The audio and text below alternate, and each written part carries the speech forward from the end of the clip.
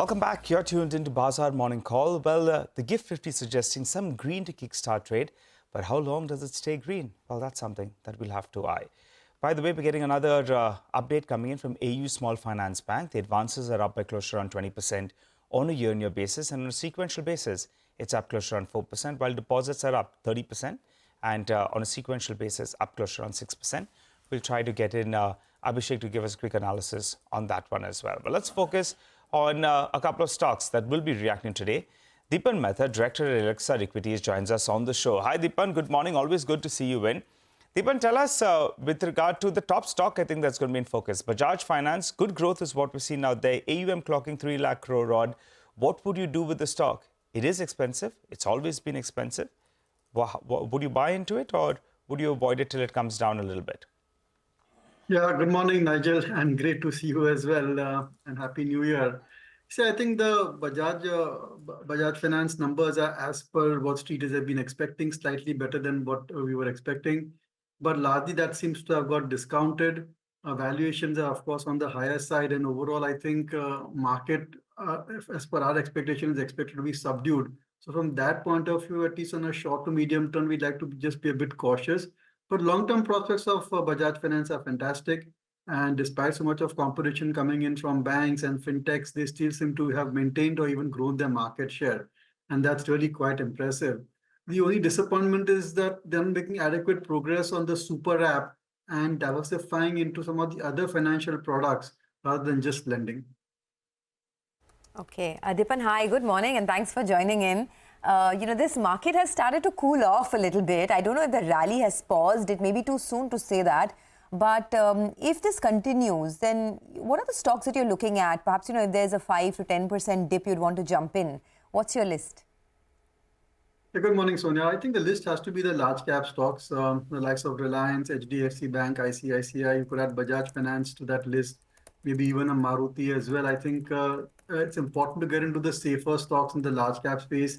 Even large cap IT like Infosys, TCS, to an extent, pharma stocks, Dr. Reddy's.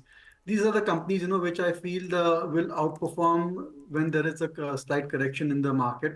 I'm not that optimistic on mid-cap stocks, where I expect the correction could be quite brutal. You're expecting a brutal correction in mid-caps, huh? Dipan, that's interesting.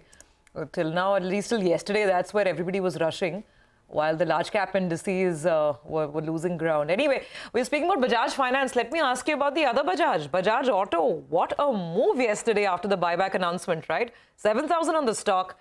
What do you think? It's had a great run. The question is, can one still buy? Should one buy? Should you look at, Eicher as maybe as a dark horse, catch-up player of the year?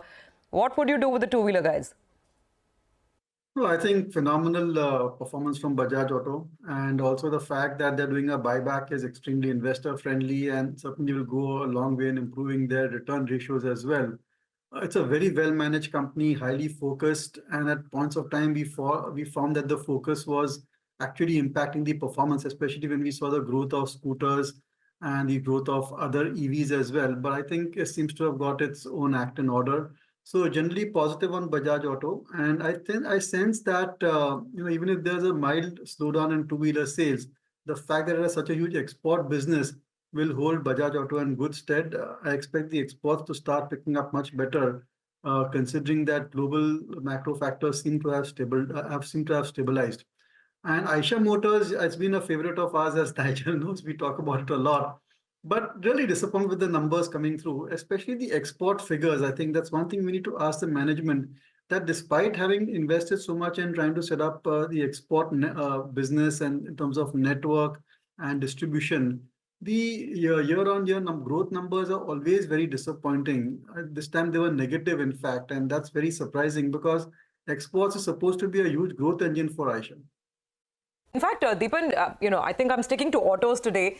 So Tata Motors, do you think that higher levels are possible? It's really been the auto stock of 2023 anyway, but is it good for more?